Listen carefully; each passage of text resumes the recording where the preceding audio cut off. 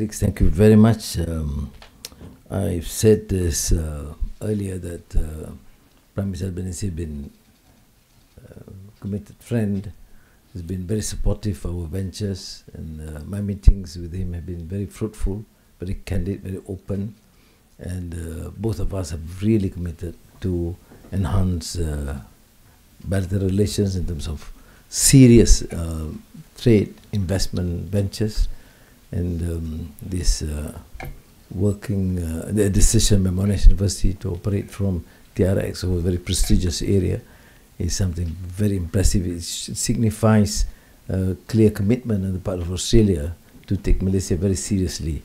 And now with the bank and the port facility, and I commend him for this commitment and his support.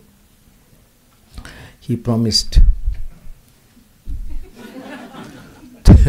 to come again early next year when both of us will visit the university. And as a good politician, he honors his promise. I have no doubt about that. That's why he won comfortably in the last elections, convincingly. There are issues that we'll have to exceed them. The Director General of the Department of Islamic Development and Department of Agriculture, Forestry is here on the halal operations, and we do import quite a bit. So I think we should facilitate that process. Agriculture, you've been extremely successful. There's no issue about that, and we will strongly depend on you to share your expertise and get our team to go and work on the possibility of improving, not only in terms of production, but also agriculture, irrigation, and the related subjects, which the Ministry of Agriculture is looking at it very seriously. We mentioned education, we mentioned energy, and where the Deputy Prime Minister has been discussing with your counterpart, with his counterpart in Australia, to again work on new areas.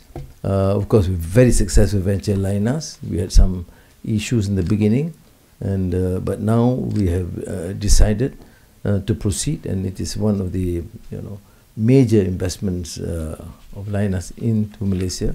And when I met them, I've insisted that they proceed with the research facility, Centre of Excellence, and training, and of our personnel, young qualified engineers here, and they are doing that very seriously. I need the support of Prime Minister Albanese on this. The rest will cover the other issues, water management and the rest, youth and sports. More students are going to Australia, partly because you have had that track record. Some your universities, including Monash, of course, is outstanding. I've been there, not to study, but to give lectures, very little honorarium. Now I'm not complaining, I'm complaining in my previous position. But they gave me, a great opportunity for exchanges, research, and I'm grateful for that. We discussed this on transnational crime, cybersecurity, which I think we need to work on it, and the various ministers present, and also we will probably, I will alert my cabinet on Friday. No, Friday there's no cabinet, I'm sorry, I'm leaving on Thursday. Oh, what a relief again. No relief to my members. I'm keen to attend cabinet meetings. Now, I'm also thankful that you have taken a strong position on cessation of hostilities in Gaza. Here people are very passionate, and I've been to Australia, people are also very, very strong in that. I've also had intimate discussions with President Donald Trump on this, to make sure that this first phase is effective, and then proceed on the more comprehensive solution to the conflict, including two-state solution. Because that's to me critical, because in these days and age, you talk about democratic transition, you talk about globalization, multilateralism and you condone these killings is just totally unacceptable and hypocritical. So I do express my appreciation, to Penny Wong earlier and now to you, that you have taken that position, at least to stop these hostilities and stop the killings and get humanitarian assistance in and work towards a more comprehensive solution. So thank you again, Prime Minister Anthony Albanese, for being here, and more important, as a friend, as a true friend, who have committed to come again early next year. Thank you, Prime Minister.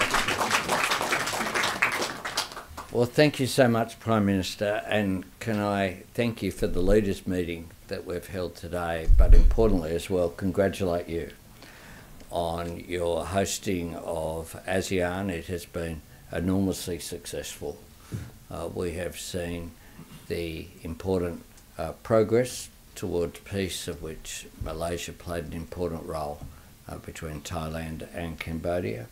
We have seen the 11th member join ASEAN with the ascension of Timor-Leste, and we have seen constructive dialogue across the various meetings, including the East Asia Summit, but the 5th annual meeting of the Australia ASEAN Summit as well. We have seen significant progress. My government very much sees Southeast Asia as being central to Australia's future. That's why, upon our election, one of the first things that we did was to ask Nicholas Moore, a very successful Australian businessman who is putting back into his nation by developing the invested Australia's Southeast Asia strategy to 2040. That is an important document that is directly resulting in increased investment and two-way trade in the region, really making an enormous difference. Deal teams have identified some $20 billion of potential projects that have been established.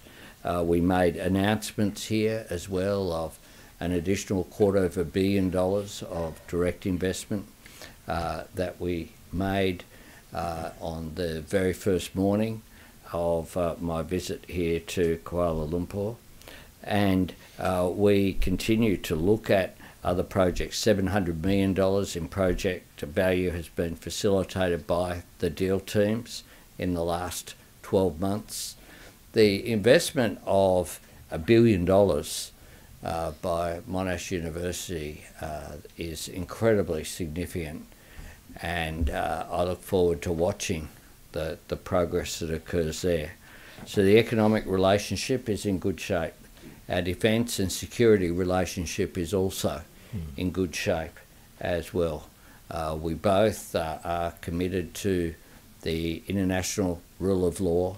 We're both committed to the norms of engagement respectfully and dialogue and peace and security in our region. And the cooperation there has now been expanded as well into areas your leadership you're showing in cybersecurity and dealing with scams and these issues is important as well. Beyond everything, our people-to-people links. The figures of 500,000 Malaysians receiving educational benefit in Australia over the years is a very significant figure.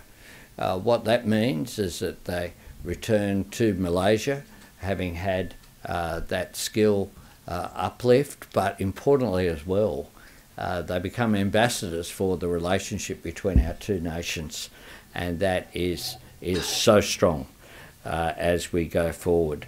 So I think that the relationship is in very good shape as we go forward.